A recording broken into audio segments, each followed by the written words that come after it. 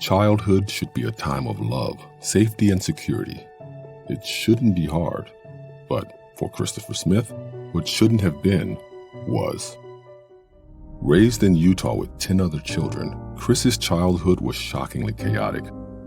Born to dysfunctional parents, no financial security, constantly on the move under the threat of eviction, and devastated by the death of a younger brother, Chris struggled with the dark emotions of his disheartening existence, so much so that he nearly took his life at 12 years old.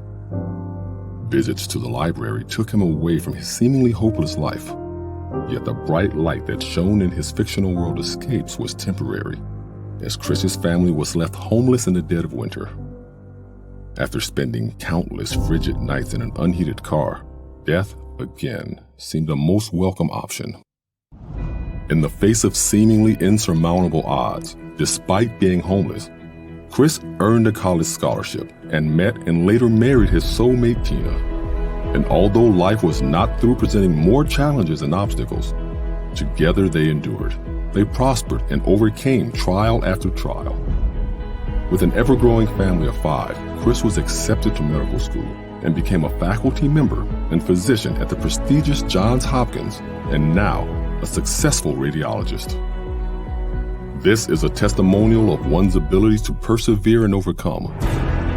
This is a written validation on the power of the human will. This is the raw and personal story of Dr. Christopher Smith and his journey from homeless to Hokins.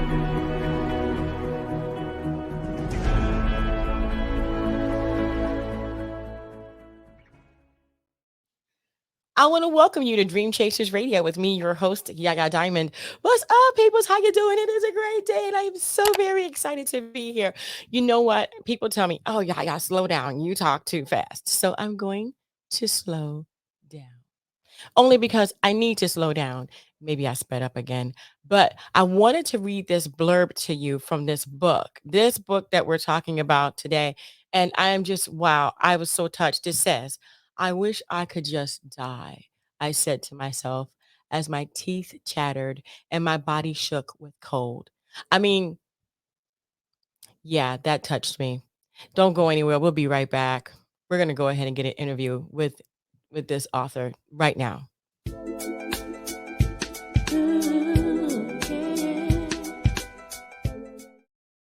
So we're back, and thank you guys so much for tuning in. Don't forget to like, comment, subscribe, and talk down below in the comment section with the doctor. Dr. Christopher Smith is here, and he is the author of Homeless to Hopkins. Welcome to the show. Hello. Happy to be here. Thank you for having me. Oh, anytime, anytime. So, I mean, okay, I know this book is about your life, but I always ask people, describe yourself. Who is Dr. Christopher Smith? Okay, first of all, I'm a parent. I'm a husband and a parent. I'm the father of 5 daughters, and I live in Florida. I love to walk along the beach, see the sunset, feel the sand, be in the ocean, breathe the fresh air, and I try to do good to help people to help people have a better life. I try to inspire people, and on top of that, I also practice medicine. I'm a physician, a radiologist, and we can go a little bit more into that later. Awesome. Awesome. Well, I want to thank you again so much for being here. You said in that blurb, I wish I could just die. What was going on at that moment? Yeah, so that moment was my senior year of high school. My family was homeless. I actually slept in a car that entire year of school, and it was in Utah. And during the winter, Utah gets very cold. Probably it gets below freezing, at least 20s. And so each night I would sleep in the car. That was my bedroom. And some nights it would get so cold, I just wished I would not wake up. I was so sad and depressed as a teenager. I just wished I would not wake up from the cold My because it goodness, my was goodness. Because because it was so it was just such a disheartening existence, sleeping in the car, being completely alone, and just feeling alone. Teenage years are difficult enough, but when you're homeless on top of it, it adds another level of complexity. hmm. Tell me about it. Tell me about it. Wow. Wow. That is absolutely crazy. There are so many people going through these situations and they come out of it like you, and some don't come out of it. I mean, let's go into the story itself. Why did you want to write this story and what prompted you to go ahead and write this? Thank you. As you stated, a lot of people are going through struggles right now, and with the economy and everything, people are struggling. And for kids, especially teenagers and people, homelessness is often an invisible problem. We tend to look away or avoid homelessness, especially homelessness in families and children in school. 30% of the homeless people in the U.S. are actually children and families, and so I wrote my book to inspire these people, to whoever's struggling, that they can read this book and say, I can have a better life. I can work through things, and I can see the future Yeah. and give Yeah. hope. You said that in the book, you said that you visited the libraries frequently. What did that actually do for you? Thank you. So libraries, books in school were my safe space growing up. So I loved to go to the library. I loved to read stories. I was always reading everything. I was a voracious reader. And so loved to read stories about people overcoming incredible obstacles. One of my favorite stories was The Lord of the Rings when I was a kid. And I loved to read how Gandalf and Aragorn, I know they're fictional characters, but how they overcame these incredibly difficult odds and insurmountable odds, and did that. So books inspired me as a kid. And plus, a couple things about the library and school is they were my safe space because they never went anywhere. I could always go there and find something warm and find people that were, believed in me and had, and hope. It was always a great place. It was like almost like my temple I would go visit, the library and school. Those were my special places for me. Wow. So after coming out of the safe space and after coming, going back into the car, what kind of an adjustment did you had to make mentally to actually do that? So mentally, and that's part of what I talk about in my books, I was really struggling. Um, it was interesting because my senior year of high school, I was a honor roll student. I did well in school, and I played sports and did. I was on student government. At the same time, I was sleeping in a car. So I had this very exhausting life trying to keep up this facade. As a teenager, I tried to keep it up to try to maintain my appearance of normalcy, as most teenagers like to do. But I was really struggling. Every morning I'd wake up, I just have to still myself and kind of strengthen my mind and say, okay, I'm going to do this. I can do this. Do one day at a time, one day at a time, one step at a time. And every night, the nights were the worst because the loneliness at night. That was back in time we didn't have cell phones to sit and surf or anything. At night, I would just look at the stars. I literally had nothing else to do, look at the stars, and I would just talk to myself, talk to God, talk to whomever, just because that's all I could do. And those moments, those quiet, long moments, were those moments where sometimes I just wish I would not wake up. But on the other hand, it also gave me a great insight and motivation. It was those moments that I decided, I'm going to work as hard as I need to become a success and to create a better life for myself and for others. Hmm. Wow. Wow. And you earned a scholarship and went to college. I mean, how did that feel for you? I'm sure that surprised you. It did, yes, yes. So I got a 4-year scholarship, my freshman year, but I actually ended up losing that scholarship Mm. because my freshman year so after I graduated high school, my father was arrested, and my mother was committed briefly to a mental health facility because she was going to take her own life.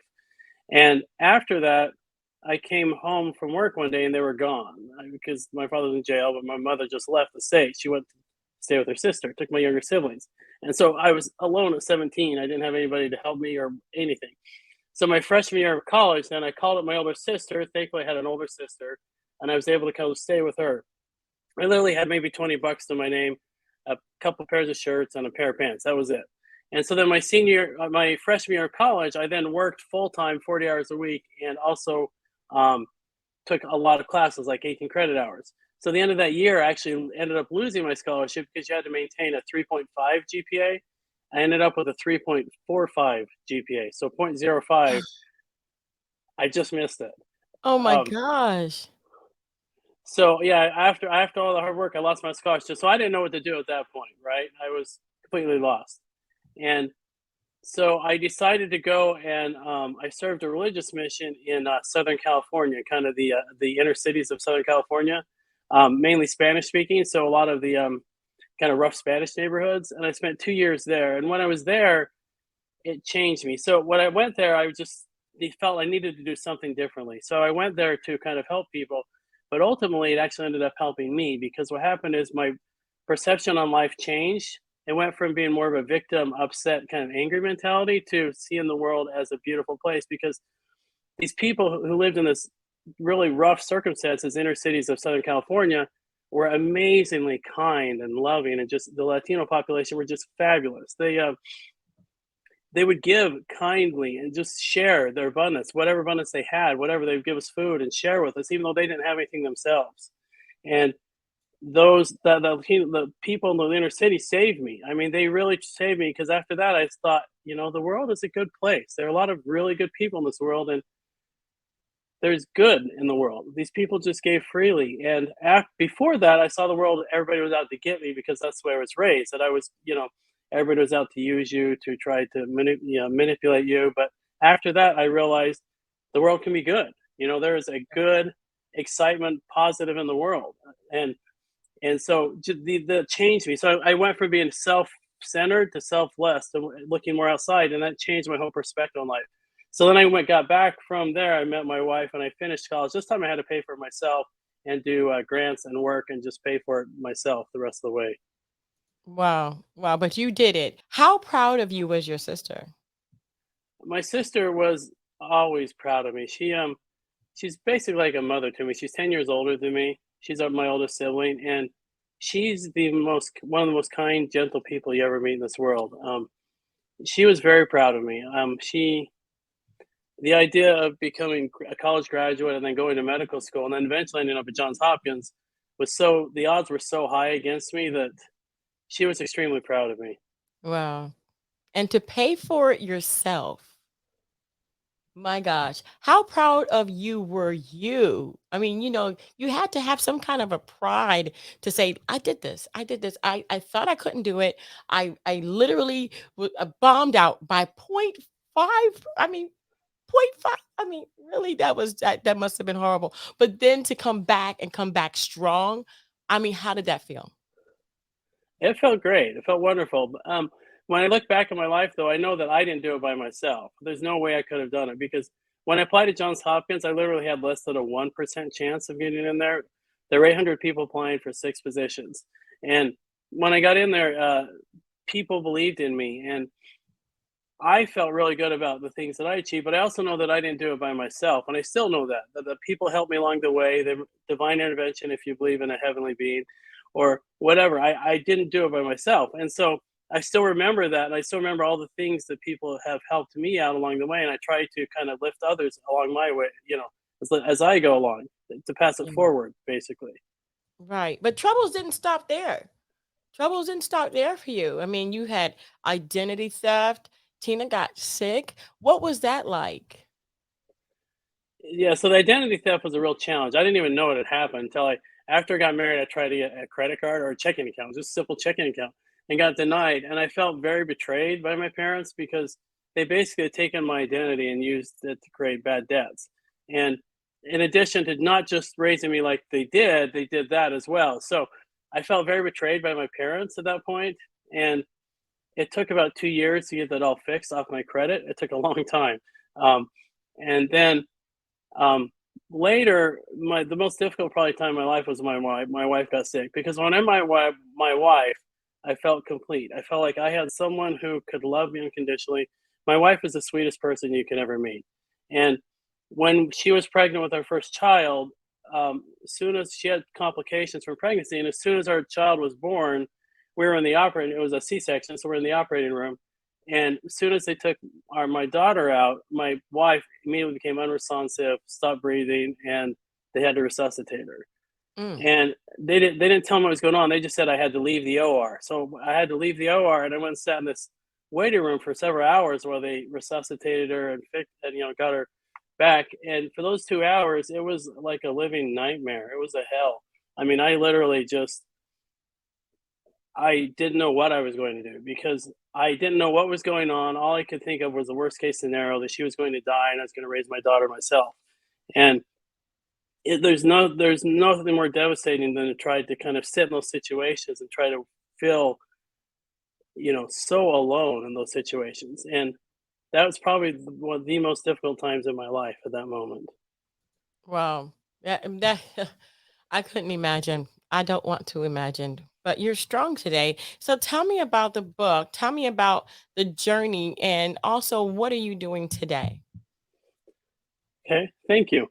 So the book, I wrote it to really just get it out there because a lot of times we think of people that have gone through things successful as, and our perception of people who are struggling or homeless is a lot of times we don't think they have a lot of potential or they're, that way because of, certain circumstances. But in reality, some of the most successful people have gone through incredible odds, like Oprah. Oprah Winfrey is one of my heroes. She has gone through so much to become such a success. And somebody like Chris Pratt as well.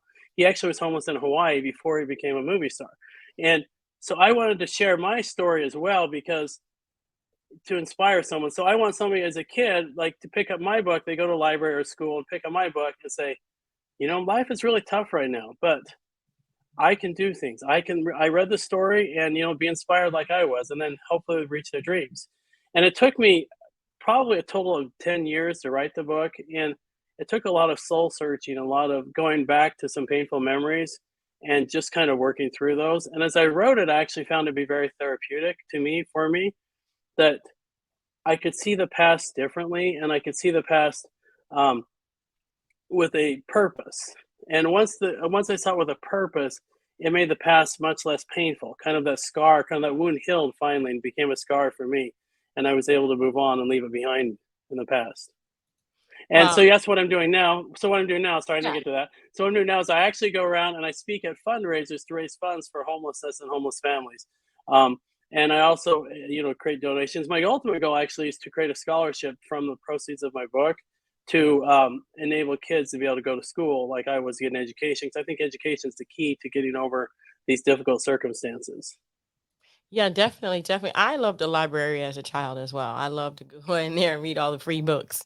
You didn't have to Yeah, buy them. exactly.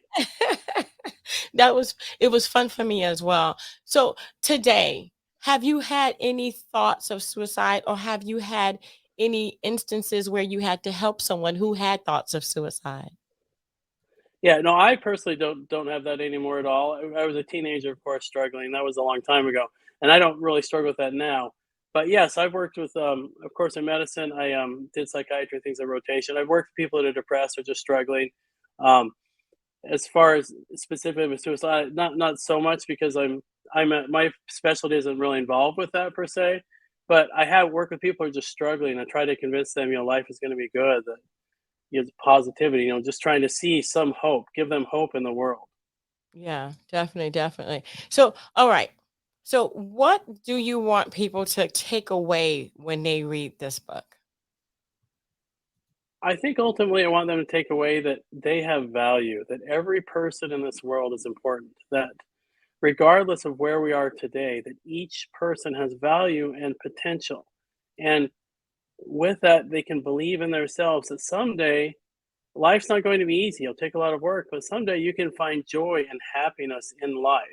And that's ultimately my message is that regardless of what you're going through, you can still find the joy and happiness. And even in when difficult circumstances, you can find something to smile about.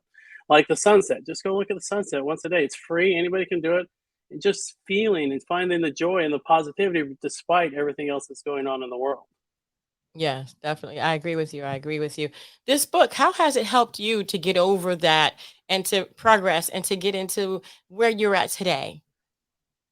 It's helped me a lot. It's helped me to be able to feel complete. And as I share with people, I actually feel strengthened. Like my past can serve as a help for someone else. That what I went through, it's kind of like I like to think about a scar. As my scar has been healed, that scar can become like a badge of honor that I share with others and help them to be strengthened. At first, when I started to share, I was always worried people are going to judge me for it, um, judge me for the life I grew up in. But I'm realizing that it's kind of the opposite. That people actually feel positive and they like hearing the message of homelessness, especially homelessness in families and overcoming difficulty, because homeless families are often a very, very um, invisible people. We don't see them. We avoid seeing them, and school districts are very aware of them, but we don't see them as much as we should. And Mhm. just putting out there that these people are homeless is actually very helpful, I think. Wow.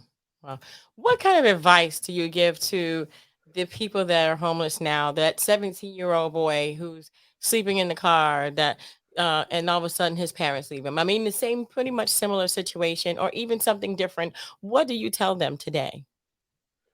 I would say number one, to reach out for help if they're struggling, first of all. And that's one thing I want to say. If somebody is struggling with any mental health or any suicidal thoughts, reach out to someone who they love and care for, such as even if it's a clergy member or someone in the community, a friend.